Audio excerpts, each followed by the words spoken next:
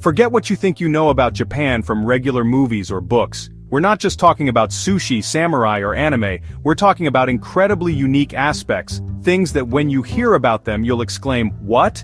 How does that even exist?" Can you believe that in Japan you can rent someone just to talk, or buy a perfectly square watermelon that you almost don't dare to eat? Even the blue traffic lights mean, go, and cute mascots aren't just symbols, they're a billion-yen industry. Sounds surreal, right? But these peculiar things are just the tip of the iceberg. Japan is a country full of unique things, a place where creativity, convenience, and sometimes weirdness blend together to create a cultural tapestry unlike anywhere else on Earth. Today we're going to explore 12 incredibly fascinating and somewhat wild things that only exist, or are unbelievably common, in the land of the rising sun. Get ready to redefine normal. Number 1. National mascots, or Yurukiara, when cuteness is an empire. Let's start with something that seems familiar: mascots. In many places, mascots are symbols for sports teams or companies. But in Japan, mascots, or Yurukiara, are an essential part of life, used to promote everything from tiny towns, tourist spots, to products and national events. Think about Kumamon, the black bear with red cheeks from Kumamoto Prefecture. He's not just a cute face.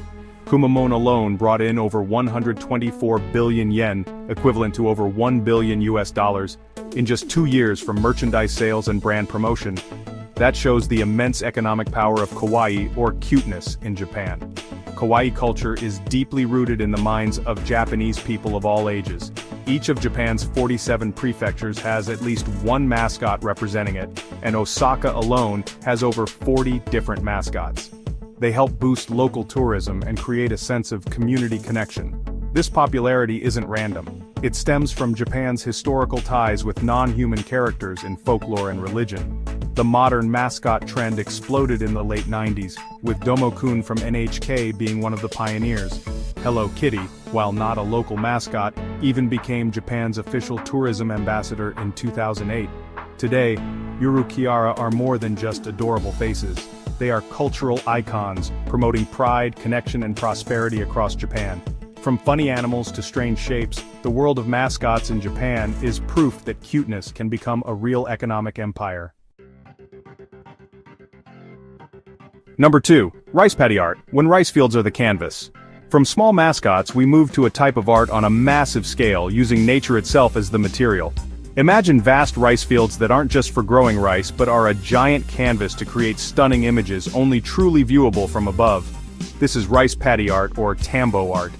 This unique tradition started in 1993 in the village of Inakadate, Aomori Prefecture. Local residents wanted to find a way to revitalize their community and honor their over 2,000-year history of rice farming. They came up with the idea of using different colored rice varieties to paint huge images right on the fields behind the town hall. Initially the images were quite simple, but over time they became increasingly complex and impressive. Locals used computers to plan the details meticulously, marking out points on the field to know where to plant which colored rice variety. It's a combination of modern technology, traditional farming techniques, and incredible community spirit. Rice paddy art today is incredibly diverse, from traditional Japanese paintings, reproductions of famous artists like Mona Lisa, to pop culture icons like characters from Star Wars or Pokemon. To allow visitors to see the full artwork, tall observation towers have been built. Inakadate Village once welcomed over 200,000 visitors in a single year, proving the extraordinary appeal of this art form. Rice paddy art isn't just a visual spectacle. It reflects the creativity, teamwork, and love for their hometowns among Japanese people. If you visit Japan in the summer, when the rice is fully grown, don't miss the chance to see this living masterpiece. Number 3. Companion rental, a solution for loneliness. So from artistic fields we move to a somewhat sensitive but very unique social aspect of Japan companion rental services. As the name suggests, this is where you can actually pay to have someone accompany you, talk, or go out with you, without any romantic or sexual commitment. These companies provide companions by the hour. Customers pay a fee for the time spent together, often starting around 10,000 yen for 2 hours, and yeah, they also cover any extra costs like meals, entry tickets, or transport. The people who work as companions are usually part-time and are trained to be good listeners, friendly, and supportive. Why does this service exist and why is it popular in Japan? Well, it reflects one side of modern society: loneliness and difficulty in social connection. Many people feel isolated, lack friends to talk to, or simply want someone to do everyday things with, like eating or going to the movies. This service is particularly helpful for those who struggle with traditional social interactions, such as hikikomori, or people who withdraw from society. Some married individuals who feel a lack of connection with their spouse even use this service just to have someone to chat with. It's a way to meet emotional and social needs in a low-pressure environment, allowing people to feel connected and understood without the expectations or ties of traditional relationships. And while it might be controversial in some cultures, companion rental is a unique characteristic of Japan, showing how this society deals with the challenge of connection in the modern age. Number 4. Butler cafes and animal cafes, the world of theme services. If companion rental sounds unique, then the world of theme cafes in Japan, honestly, takes the social experience to a whole new level. First are butler cafes, appearing as an elegant alternative to maid cafes, where female staff wear maid outfits. Butler cafes cater to female customers, often anime or manga fans, who want to experience feeling like a lady or princess in a romantic and safe setting. As soon as you enter, you'll be welcomed by polite male butlers using greetings like "Ohu-sama," which means my lady, or "Bochan," meaning young master. The space is often decorated like a classic English mansion, serving afternoon tea with pastries and scones on fine bone china teacups. The butlers don't just serve, they're actually well-trained in etiquette, tea preparation, and communication. And some places even have foreign butlers for guests to practice English. A special point is the strict rules. Almost no photos allowed except for special services, and no exchanging personal information with butlers or meeting them outside. This is a place where you step into a fantasy world, feel pampered and respected. Branching out, Japan is famous for animal cafes. Cat cafes are the most common type, where you can enjoy a drink while playing with adorable cats. Their existence is partly due to the small living spaces in large cities, making pet ownership difficult or even impossible. Cat cafes are a solution for cat lovers to indulge their passion. But the animal world in cafes doesn't stop there. You can find owl cafes, hedgehog cafes, rabbit cafes, and even other reptiles or birds. Each place has its own rules to ensure the safety and comfort of both the animals and the customers, like no touching too hard, no flash photography, and no feeding. These unique cafes offer a relaxing, cute experience and are a popular destination for both tourists and locals. Number 5. Square watermelons and plastic food models, the weirdness of shape. Now let's switch to something that seems simple. Food. But only in Japan can food have an unbelievably stylish shape or be recreated perfectly, using, well, plastic. Have you ever seen a perfectly square watermelon? They're real, and they come from Japan. The idea started in 1978 by designer Tomoyuki Ono, and it was initially aimed at being easy to stack, easy to store in the fridge, and honestly, easier to cut. To create this shape, young watermelons are placed in square boxes during their growth. However, there's a key point that makes them more of a luxury item than everyday food. They are often harvested before being fully ripe to keep the shape, so they are, well, not sweet. Their rarity and unique shape drive the price very high, potentially up to 20,000 yen, which is about several million VND per fruit. As a result, square watermelons are mainly used as gifts or decorations. From there, heart-shaped or pyramid-shaped watermelons also appeared, adding a bit of fun to fruit shopping. Moving from uniquely shaped fruit to plastic food models or shokuhin sampuru, these are incredibly lifelike models of dishes displayed outside or in display cases at most restaurants in Japan. The purpose is very simple: to help customers, especially tourists who don't speak Japanese, easily imagine what the dish will look like and choose what to order. This tradition began in the late 1800s when restaurants used real food for display. By the 1920s, artisans began creating models from wax, and then later from resin or PVC, which are much more durable and realistic. Today, the plastic food model industry in Japan generates billions of yen in revenue annually. A restaurant might spend over 1 million yen to order a detailed set of models. These models are meticulously handcrafted, reflecting the specific presentation style of each region or restaurant. Shokuhin sampuru aren't just marketing tools.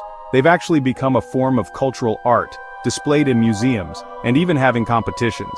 Their realism sometimes makes visitors have to, rub their eyes to believe they aren't real food. Number 6. Vending machines and kombini culture, convenience to the extreme. Convenience is king in Japan, and nothing proves this better than two symbols: vending machines and convenience stores. You'll immediately notice the huge number of vending machines when you arrive in Japan. The whole country has about 4 million machines, and over half of them just sell drinks. But what makes them viral isn't the quantity, but the, craziness of the products. Yes, you can buy water or coffee, but you can also find hot sweet red bean soup, shrimp soup, mayonnaise, hot Indian curry, frozen ramen noodles, gyoza, whole bananas, or even a bag of pre-cut apples. In winter, many machines also sell hot soups to keep you warm. Some machines combine both drinks and snacks. With age verification, you can even buy cigarettes or alcohol from some machines. Vending machines in Japan are proof of unlimited creativity in meeting needs anytime, anywhere. But if vending machines are convenient, then kombini culture, or convenience store culture, really elevates convenience into a lifestyle. Stores like 7-Eleven, Family Mart, or Lawson aren't just places selling groceries. They're actually small service hubs operating 24/7, located in every corner. What makes Japanese kombinis completely different is the quality and variety of pre-made food. You can buy fresh and delicious rice balls or onigiri, sandwiches, hot bento boxes, crispy fried chicken, oden, which is a winter stew, instant udon or soba noodles, fresh salads, and countless unique sweets and drinks. All of these are constantly refreshed and honestly surprisingly high quality for what most people would call convenience food. Besides food, kombinis offer a myriad of services: ATMs, buying tickets for concerts or events, paying utility bills, sending and receiving parcels, printing and copying documents, and even, seating areas for quick meals or charging your phone. Kombini are the backbone of urban life in Japan, where you can find almost everything you need at any time of day or night. This is a viral point that every visitor to Japan must experience and honestly be amazed by. Number 7. Kit Kat and Gachapon, the small, addictive items. Continuing the theme of unique products, Japan has a way of turning familiar things into completely new experiences. Let's talk about Kit Kat. This chocolate bar is popular globally, but in Japan, it's a cultural phenomenon. Since 2000, Nestlé Japan has released over 300 unique flavors, many only available here, and linked to local specialties or seasons of different regions. You can find Kit Kat in green tea flavor, the most popular, red bean, purple sweet potato, cherry blossom, wasabi, sake, soy sauce, and dozens of other local fruit flavors. Nestlé skillfully used Japanese culture for promotion. The Kitakatu campaign, which sounds like Kitokatsu meaning surely win, in 2010 allowed people to send Kit Kats with good luck wishes to students before exams. This, turned Kit Kat into a meaningful and common gift during exam season. The strategy of small releases, seasonal and regional flavors, and selling at convenience stores helped Kit Kat become Japan's best-selling candy in 2014. Kit Kat in Japan is, honestly, a perfect example of how product localization can be brilliantly successful. Equally addictive, but in a different way, is Gachapon. These are capsule toy vending machines that are, popular everywhere. Train stations, airports, shopping malls, supermarkets, even small streets. For just a few hundred yen, you get a plastic capsule containing a random small toy or accessory. What makes Gachapon viral is the incredible variety and high quality of the products. You can find everything. Detailed figures of anime and manga characters, cute accessories for phones or bags, incredibly realistic animal models, miniature everyday items like ramen bowls or even washing machines and, even bizarre art objects. The products are often made from good materials meticulously painted, and many collections are designed by famous artists or are collaborations with major brands. The thrill of turning the machine, not knowing what you'll get, and the joy of collecting a full set is what makes Gachapon an honestly addictive hobby for both children and adults. Number 8. High-tech toilets and onsen or sento bath rules. When hygiene is elevated. Even in the most private or public spaces related to personal hygiene, Japan has things that will surprise you. Let's start with the high-tech toilets, also known as washlets. These aren't your usual toilets. A washlet is a combination of a toilet and an electronic bidet, with a range of features you might never have seen. There's a heated seat, which is, honestly, extremely useful in winter. You also get a water spray nozzle, and you can adjust the temperature, pressure, and even the position. Plus there's a warm air dryer mode, an automatic deodorizer, and believe it or not, some even play music or white noise to cover private sounds. They're actually really easy to use with a side panel or a remote control mounted right on the wall. Washlets are so common that you'll find them almost everywhere, from hotels, restaurants, and shopping malls to private homes. Back in 2018, Japan actually created standardized icons for the buttons to help tourists understand things a bit more easily. Washlets have really become a symbol of Japan's comfort and technological innovation, even in the smallest aspects of daily life. Moving from private spaces to public ones, onsen, which are natural hot springs, and sento, or public baths, are truly an essential part of Japanese culture. These are places where people go to relax, clean themselves, and, connect with others. However, for foreign visitors, using onsen or sento can at first be a bit confusing because of the strict and different rules. The most important rule is to wash your entire body really thoroughly with soap and water before entering the communal bath. The washing area usually has showers, stools, and buckets. You sit on the stool and wash carefully, making sure not to splash soapy water onto others. The communal bath is for soaking and relaxing, not for washing yourself. Another rule is not to bring large towels into the bath. The small towel you use for modesty when walking around can be placed on your head or at the edge of the bath, but it must not be dipped in the water. The most controversial and difficult point for many tourists is the rule about tattoos. Traditionally, tattoos were associated with Yakuza, the Japanese mafia. So many onsen and sento, especially traditional or small ones, completely prohibit people with tattoos from entering, even small ones. Although this rule is gradually relaxing in some places, especially large resorts, it is still a significant barrier and something you need to research carefully before going. Being completely naked in front of strangers, separating men and women, and following other small rules can be a culture shock. But once you get used to it, it provides a unique sense of relaxation and community connection. Number 9. Capsule hotels and love hotels, special stay options. Accommodation options in Japan also include unique choices reflecting creativity in living spaces and the need for privacy. Capsule hotels started in Japan as a cheap and space-efficient lodging option. Instead of a full room, you get a small pod just big enough for a single bed.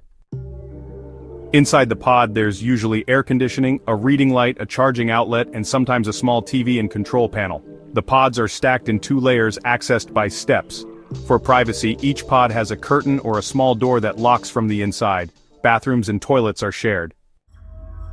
Capsule hotels are an ideal solution for backpackers, people who missed their last train, or office workers who work too late to go home. They are affordable, usually from 2,000 to 4,000 yen per night, and provide basic amenities and minimal private space. Initially primarily for men, more and more capsule hotels now offer separate areas or floors for women. It's a unique experience in optimizing living space. Another type of accommodation, perhaps more intriguing, is love hotels. As the name suggests, these hotels are designed for couples to rent for short periods, like a few hours, which is called a rest, or overnight known as a stay, so they can have private space. The idea actually originated way back in the Edo period, but it really boomed after World War II with the rise of cars. Love hotels offer, absolute discretion. You usually don't need to interact much with staff. You can just choose a room via an electronic panel and pay through a slot. Rooms are often decorated in various themes. Sometimes they're pretty lavish or even bizarre, and they're equipped with special amenities like jacuzzi tubs, karaoke, large TVs, or adult toys. Despite the name Love, these places are also practical options for married couples living in small apartments without much privacy, or even as a cheaper overnight option than regular hotels for tourists who aren't too particular about the location. After various regulations and social changes, many love hotels have changed their names to Romance Hotel or Fashion Hotel and improved their image to become more mainstream. Love hotels are a unique part of Japanese culture, reflecting the need for privacy in a crowded society. Number 10. Manga kissa, or manga cafes, more than just reading books. If you love comics or simply need a place to hide away for a few hours or even overnight, then manga kissa or manga cafes are a wonderful Japanese invention. As the name suggests, a manga kissa is a place where you can sit and read thousands of manga books. but honestly, they are much more than that. They combine a giant manga library with an internet cafe. You rent a private cubicle with a computer, a comfortable chair, sometimes reclining chairs or small mattresses, and have access to an endless manga library. What makes Manga Kissa unique are the accompanying services. So, most Manga Kissa offer unlimited self-serve drinks. Many of them have separate smoking areas, female-only areas, movie rooms, and even billiards tables. But more importantly, a lot of the larger Manga Kissa also have shower rooms and sell basic personal items, which is pretty convenient. With relatively low prices, whether you're charged by the hour or you go for multi-hour or overnight packages, Manga Kissa becomes a really versatile option. It's an ideal place to kill time while waiting for a train, work remotely in a private space, look up information, play online games, or even, serve as a super budget accommodation for backpackers who can't find a hotel, or just want to try something different. Manga Kissa really shows the ability to create multifunctional spaces that serve the diverse needs of people living in crowded cities. Number 11. Lack of public trash cans, a street mystery. After walking around exploring the weird things in Japan, you might be left holding an empty bottle or a candy wrapper. And then you'll notice something surprising. It's very hard to find a public trash can on the streets. This is one of the mysteries that puzzles many tourists. How can Japanese streets be so clean, while public trash cans are extremely rare? The main reason, and quite serious, stems from the sarin gas attack on the Tokyo subway in 1995, carried out by the Aum Shinrikyo cult. To prevent similar threats in the future, the government removed most public trash cans out of concern that they could be used to hide dangerous items. Maintenance costs are also another factor. So, what do Japanese people do with their trash? Well, they simply take it home. People have this habit of keeping their personal trash until they get home, or until they find a place with a trash can. You can still find trash cans in a few specific locations, like next to vending machines, though those are really just for bottles and cans you purchased there. There are also inside train stations, in convenience stores, large parks, or public restrooms. But honestly, on regular sidewalks, you'll be hard-pressed to find them. Japan's incredible cleanliness, even though there aren't many public trash cans, is really a testament to the sense of individual responsibility and the community's focus on safety and the environment. It's kind of an interesting lesson, showing that cleanliness doesn't necessarily rely on public infrastructure, but rather on individual consciousness. Number 12, blue traffic lights, a language story.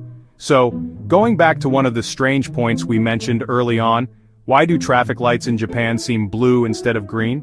Well, this story is actually linked to the history of the Japanese language. A long time ago, Japanese only had basic words for 4 colors: black, which is kuro, white shiro, red aka, and blue ao. When they needed to describe green, they used the word ao. Later on, the word Midori appeared to specifically mean green, but ao was still used to refer to things that were green, especially natural things like leaves or green apples. When modern traffic lights were introduced, the geo color was green according to international standards. However, Japanese people still called that color AO. By 1973, to comply with international standards for using green, the Japanese government faced a problem: how to use green while people could still accept calling it AO. The solution was to choose a shade of green that was, well, as bluish as possible. As a result, the geo signal lights in Japan are a very light green, almost leaning towards blue. This way, it's still green enough to meet international standards, but blue enough for people to continue calling it AO without feeling wrong. So, next time you see a traffic light in Japan, look closely. It is green, but only, just barely. It's a unique example of how language and culture can influence even seemingly global technical standards. And those are just a few among the countless things that make Japan truly unique on this planet. From adorable mascots with extraordinary economic power, rice fields turned into giant artworks, companion rental services for the lonely, to high-tech toilets and, surprising bath rules. Japan always knows how to surprise us. It's like a nation constantly experimenting with life, seamlessly combining thousands of years of tradition with the most advanced technology. They create unique solutions for social problems and, honestly, they're not afraid to inject cuteness or even a little weirdness into every aspect. These viral points aren't just strange things to talk about, they deeply reflect Japanese culture meticulousness, the ability to optimize space, an emphasis on community in different ways, and yeah, an unending spirit of creativity. If you have a chance to visit, open your mind and get ready to step into this parallel universe. You're sure to have unforgettable experiences. Now it's your turn. Out of all the things we've just explored, which one surprised you the most? Which one do you find most viral and want to share immediately? Or which one do you really want to experience if you get to visit Japan? Leave a comment below and let us know. And if this video made you say, wow, even once, don't hesitate to hit the like button. Your support helps the channel create more fascinating content. Don't forget to subscribe and turn on the notification bell so you don't miss the next videos, where we'll continue to explore interesting and unique things from all over the world. Which unique culture do you want us to dive into next? Let us know in the comments. Thank you very much for joining us on this parallel universe trip. See you in the next video.